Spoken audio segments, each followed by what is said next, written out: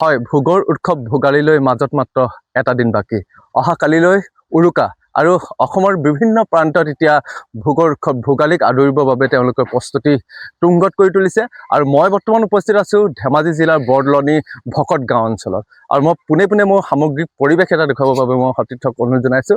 যিহেতু এই ভোগৰ উৎসৱ ভোগালীৰ লগত তেওঁলোকে কিছু নতুনত্ব আনিছে আৰু নতুনত্বৰ মই পোনে মোৰ ভিজুৱেলতে সকলোখিনি কথা ক'ব। যিহেতু জাষ্টিছ ফৰ জুবিন গাৰ্গ এনেধৰণৰ কিছু তেওঁলোকে প্ৰতিচ্ছবি নিৰ্মাণ কৰিছে।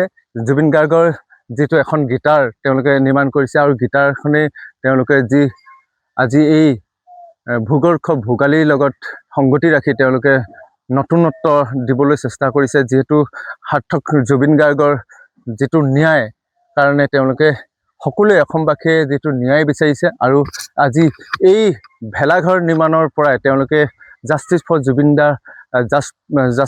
জুবিন গাৰ্গৰ যি ন্যায় সেই ন্যায় প্ৰদানৰ বাবে তেওঁলোকে এনেধৰণে নিৰ্মাণ কৰিছে। মই সামগ্ৰিক পৰিৱেশ মই দেখুৱাবৰ বাবে মই সতীৰ্থক অনুৰোধ জনাইছোঁ। যিহেতু অহাকালিলৈ উৰুকা আৰু উৰুকাৰ প্ৰস্তুতি ইতিমধ্যে সম্পূৰ্ণ হৈ উঠিছে।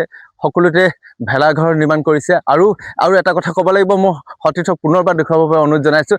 যিহেতু সেই জুবিন গাৰ্গৰ যি কালপিত বুলি ক'ব লাগিব, সুন্দৰকৈ তেওঁলোকে এটা নিৰ্মাণ কৰিছে, এখন জেল বনাইছে। জেলত তেওঁলোকৰ যিসকল জুবিন গাৰ্গৰ যিসকল হত্যাকাৰীৰ লগত জড়িত ব্যক্তি গোটেইকেইজনক তেওঁলোকে ইয়াত প্ৰতিমূৰ্তিৰ সৈতে স্থাপন কৰিছে। আৰু তেওঁলোকে হয়তো এই প্ৰতিমূৰ্তিয়ে তেওঁলোকে শেষৰ যিহেতু আমাৰ মেজি হ'ব, মেজি জুইত তেওঁলোকে জাহ দিব, তেনেকুৱা এটা অনুভৱ হৈছে। আমি সকলোখিনি কথা আমি সুধিবৰ আমি চেষ্টা কৰিম। তেওঁলোকৰ উদ্যোক্তা আছে, তেওঁলোকৰ গাঁৱৰ গঞা আছে, আমি তেওঁলোকৰ লগত সুধি কৰিম। যিহেতু বিভিন্ন তেওঁলোকৰ বাণী লিখিছে, মই শেখৰ জ্যোতি গোস্বামী, সুবিধা পালে নিউজ চেনেলৰ সন্মুখত বহি উলিয়াওঁ ঘৰিয়ালৰ চকুপানী, এনেধৰণৰ কিছুমান তেওঁলোকে মন্তব্য লিখিছে। মই তেওঁলোকৰ ওচৰলৈ যাম, উদ্যোক্তাৰ ওচৰলৈ যাম। যিহেতু আপোনালোকৰ সকলোকে ভোগালী বিহুৰ প্ৰথমতেই শুভেচ্ছা জ্ঞাপন কৰিছোঁ। আমি বালিজানবাসীয়ে এইবাৰ ভোগালী উৎসৱটোৰ আয়োজন কৰিছোঁ। আমাৰ মানে দুখ আৰু ক্ষোভ, মনত বহুত বেদনা লাগি আছে।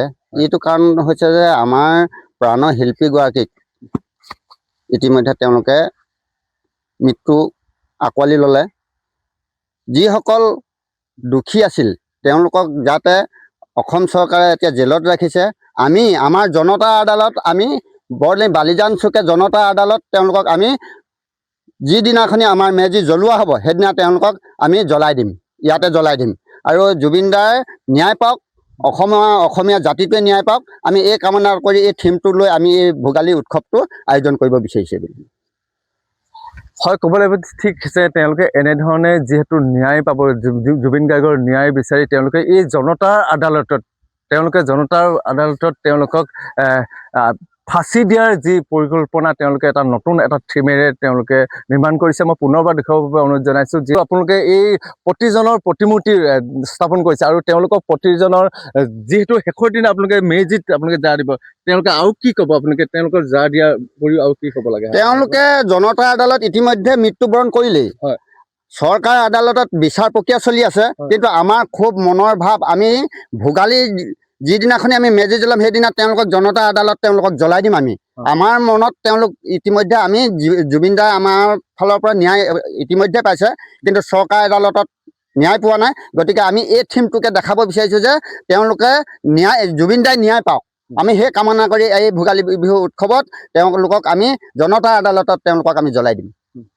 হয়, এনেদৰে তেওঁলোকক সেই জনতা আদালতত জ্বলাই দিয়াৰ প্ৰস্তুতিৰে তেওঁলোকে এনেধৰণে ভেলাঘৰ নিৰ্মাণ কৰিছে। আৰু এয়ে আছিল ধেমাজি জিলাৰ ভকত গাঁৱৰ ভেলাঘৰ নিৰ্মাণৰ কিছু দৃশ্যাংশ।